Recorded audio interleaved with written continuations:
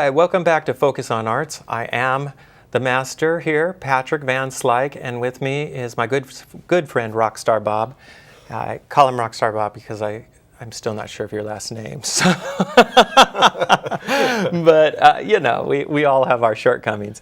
Okay, I want to talk to you about some of your inspirations, and I'm going to start off, even though I'm not a musician.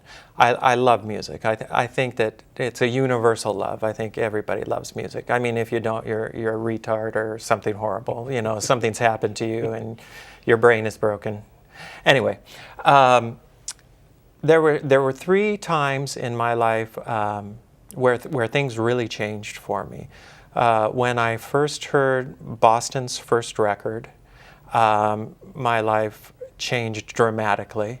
And I guess actually there's only 2 that I can think of. And when Guns N' Roses' Appetite for Destruction came out, I remember I actually snuck into my girlfriend's bedroom that night and made her listen to the whole thing. I mean, we didn't even do what boys do with girls when they break into their rooms. I just made her listen to the whole album because I couldn't believe it. Who are some of your inspirations? Early on, it was Jimi Hendrix. Oh, okay. Jimi Hendrix was a big inspiration. It was a late night. My father was watching TV, and it was on Channel 4 Woodstock.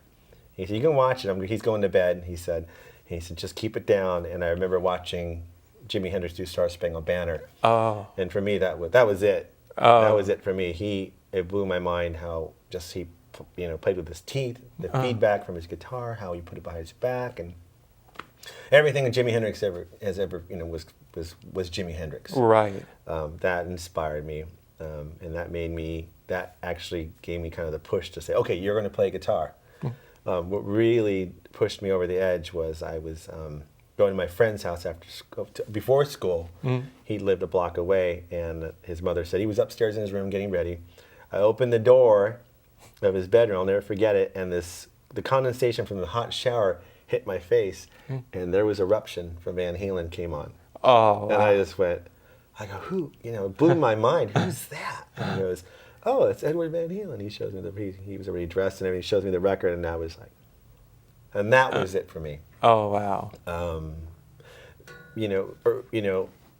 Jeff Beck came into place, and then obviously all the other great guitar players that came to my mind right now. B.B. King was one of them. Oh, sure. Big influence. You bet. On me. Inspired me to really kind of focus on really just playing and singing and songwriting. Oh, that's great. It seems like every list that I look at puts Jimi Hendrix and then Eric Clapton right at number 1 and number 2 as far as the best guitarists ever. Is that your opinion? For me, I think Jimi Hendrix was on top of my list. Eric Clapton, as I respect him as a guitar player, songwriter. Okay. I think he's more of for me, I look at him as more of a songwriter, more of a vocalist, okay. Talented at best. I would definitely say Hendrix. Jimi Hendrix for me. B.B. King, Jimi Hendrix, and then there's Jeff Beck. Okay.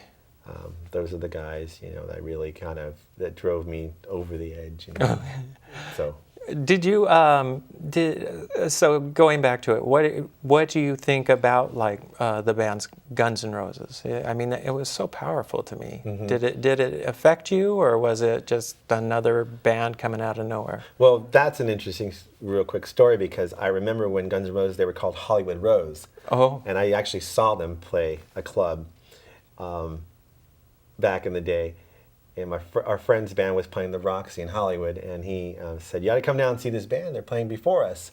So we went and saw. My friend and I walked in, and we saw Hollywood Rose, which turned into Guns N' Roses. Right.